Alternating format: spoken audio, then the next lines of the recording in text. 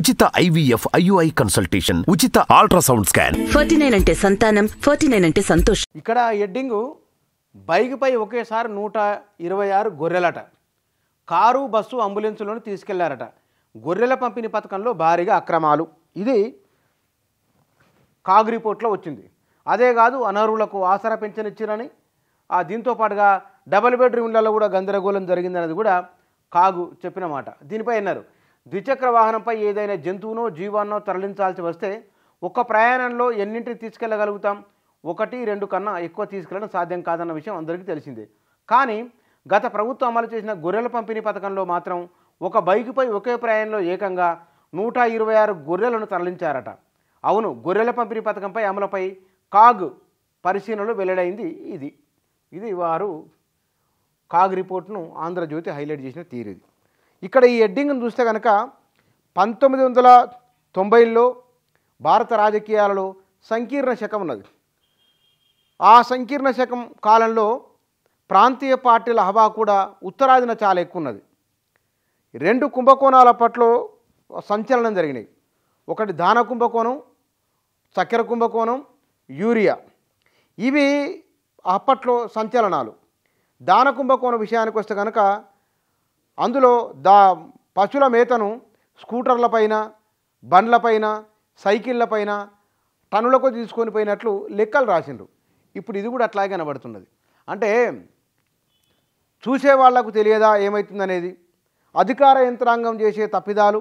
వాస్తవానికి వీళ్ళు చేసినంత ఇక్కడ 68 కోట్ల రూపాయలు ఒకటి, గొర్రెల నకిలీ ట్యాగులతో 92 కోట్ల రూపాయలు, వేల కోట్ల రూపాయలతో అమలు చేసిన ఆ పథకంలో ప్రజలకు జరిగిన మంచి ఏముందో ఆ మంచి కంటే కూడా ఇందులో ఇట్లాంటివి చాలా నెగిటివ్ ప్రభావాన్ని చూపిస్తాయి.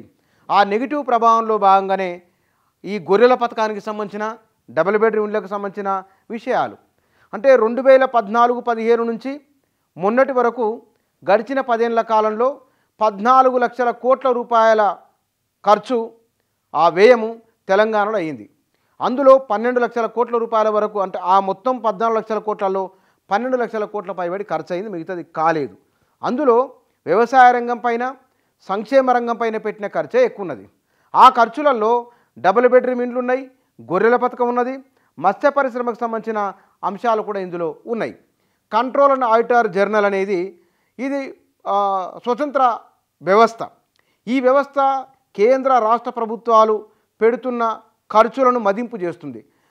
ఎక్కడ వృధా ఖర్చు అయింది, ఎక్కడ ఖర్చు కాలేదు, ఎందుకు కాలేదు, ఏ పథకంలో లోపాలున్నాయి, వాటి నిర్వహణ ఏమిటి ఇత్యాది విషయాలను చెప్తుంది కాగు. ఈ ప్రతిసారి మనకు వస్తుంది కాగు రిపోర్ట్లో కడిగి పారేసిన కాగు అక్షింతలు, కాగు ఆగ్రమంటం. ఇదంతా కూడా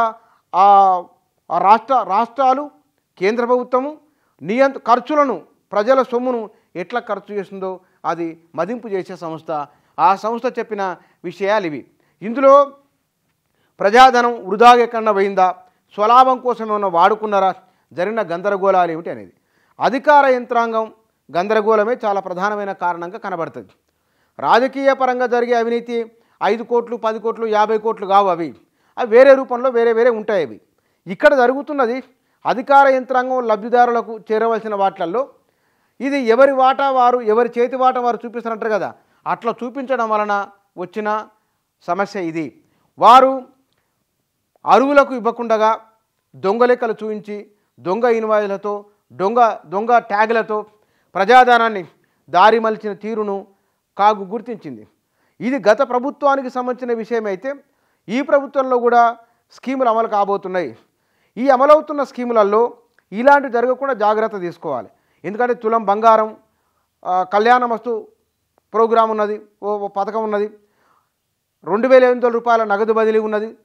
వీటితో పాటుగా 6 గ్యారంటీలలో అగ్రభాగం వాటికే వెళ్ళే అవకాశం ఉన్నది. మరి దీంట్లో అర్హులు ఎవరో కూడా చూడాలి. గత ప్రభుత్వానికి వచ్చిన అక్షింతలు లేదా గత ప్రభుత్వంపై వచ్చిన విమర్శలు ఏవైతున్నాయో, ఆరోపణలు ఏవైతున్నాయో కాంగ్రెస్ పార్టీ కూడా వచ్చే సూచన ఉంది.